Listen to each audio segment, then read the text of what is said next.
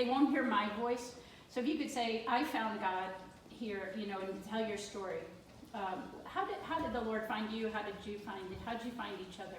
Well, I came to Young Life back in 1956. I was a sophomore in high school, and it was through Young Life. We went to a Young Life camp, Waskowitz in Seattle, north of Seattle, west of Seattle, Washington.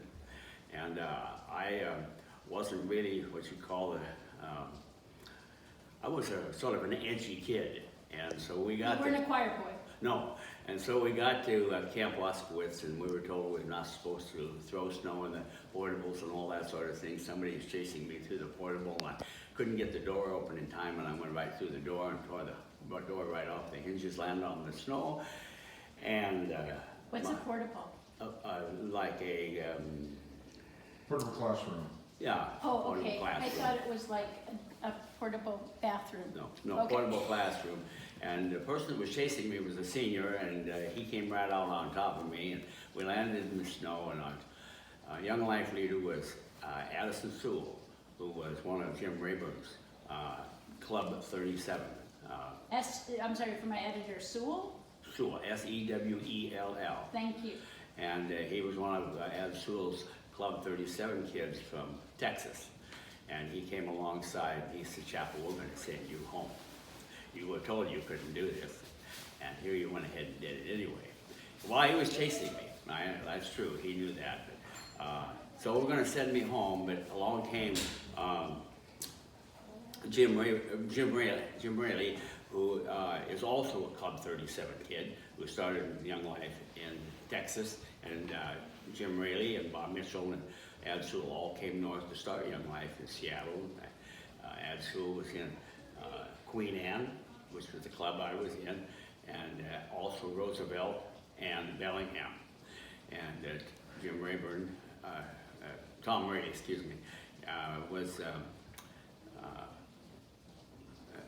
in the rest of Seattle. So we're at this camp, and they're going to send me home, and Tom Rayleigh said, well, let's ask Doug if he can behave. So I said, yeah, I could behave, and that night was the crosstalk. And so I didn't know anything about crosstalk or what was really happening from the standpoint of the Christian background. And then I went to the cabin time, and they'd moved my bed right next to Ad Sewell's because they thought I was going to slip out at night, which was probably true. I was going to do that. And after Ed talked a little bit, we had a cabin time, and we reviewed what the crosstalk. We went to bed, and I fell asleep at 1:20 exactly. That night I woke up, looked across the portable, and there looking out the window, clear sky, the moon was crossing. And this is rather crass, but here's what I said, because I didn't know the Christian lingo. I said, hey Jesus, if this is true, all they're telling me about you is true, well, come on in my life, see if you can straighten it out and make a difference. And Christ came into my life, luggage and all, briefcase and all, centered himself right in the heart of my life. And that was in 1965. I finished high school at Queen Anne. After Queen Anne, I went to the University of Washington, played football for Jim Owens, with a couple Rose Bowls thrown in there. And then I left there, and I'd gotten a call from my high school principal, who said, Doug, I want you to come back and be a teacher with me and take over the program at Queen Anne. And I said, you know, Coach, I took business and economics. I didn't take any education classes. Well, how long would it take you to be certified to teach? I said, well, I don't know, but I'll review it. And so what I did was I thought, where would I go? You know, as an eighth grader, I go to bed at 9 o'clock on Sundays and listen to the Hour of Decision. Well, not the Hour of Decision, but the Whitworth College Hour by Dr. Frank Warren, and I loved it, just loved it. That was Christian station. And then I followed that with 10 o'clock, the Hour of Decision by Billy Graham.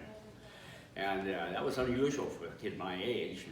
And anyway, I decided I'd like to go to Whitworth, but I didn't have any money. I'd spent it all. So I contacted the college. I went over college, enrolled in the college, and inside of a week while I was there, they asked me to be the proctor of one of the 40 member dorms in college. So I became a proctor, and they paid for that. And then about 2 weeks after that, the football coach, Dr. Sam Adams, came and asked me if I would be the defensive line coach.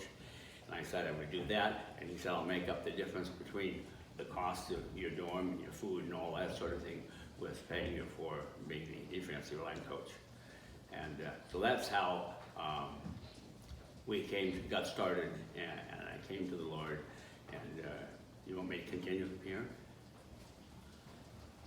Yeah, could you give a sense of what he's done with your life and what excites you about being a Christian? At that point, I didn't really know what excited me about being a Christian.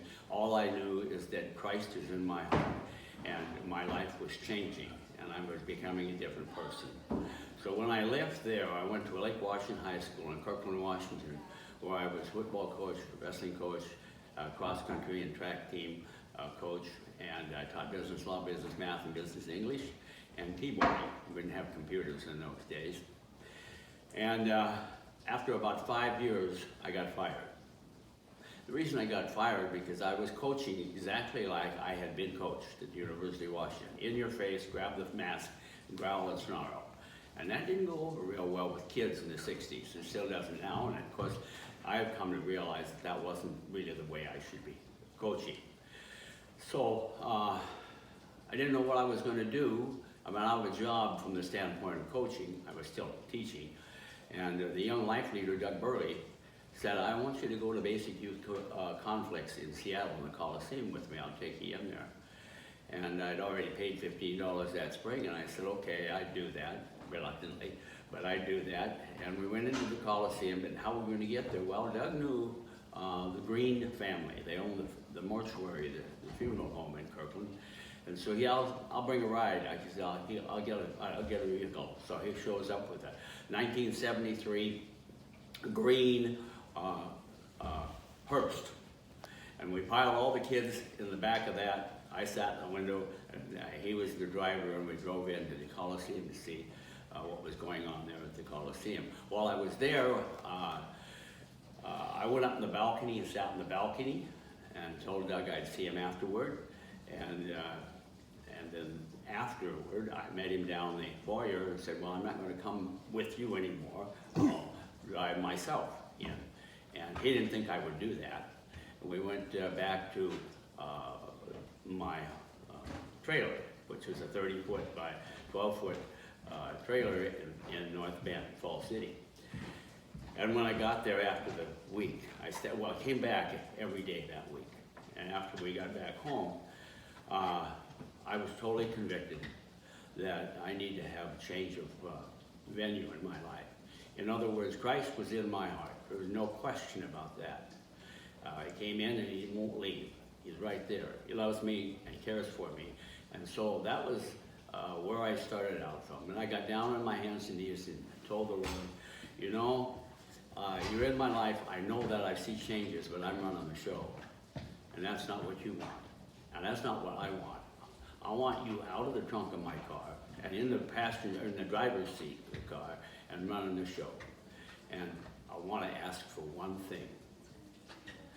I want to ask you for the gift that you've given to other people and the way that you conducted yourself, Jesus. I said, I've seen you with a woman, or I've read about you at the woman in the well, at the well. I've read about you, the blind beggar. I've read about you with the woman that was hemorrhaging for 12 years and how you treated those people.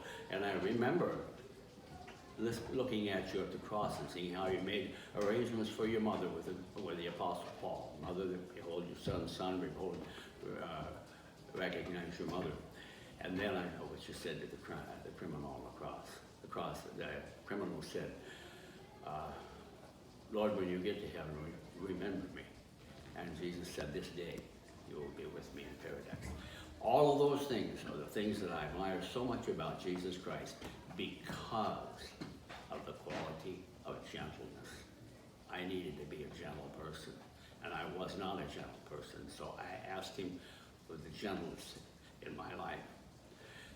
Philippians 4:4 says, rejoice always. Again, I say rejoice. Let your gentleness be an evidence to all.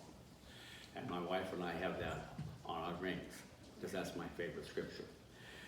And over the next 45 years, my life changed, my coaching changed, my teaching changed, my administration position changed, and I became a person who loved kids more than I ever loved them before, encouraged them, moved in, and entered in their struggles and entered in their lives to the point that they saw Jesus in my life and the changes that had been made in my life.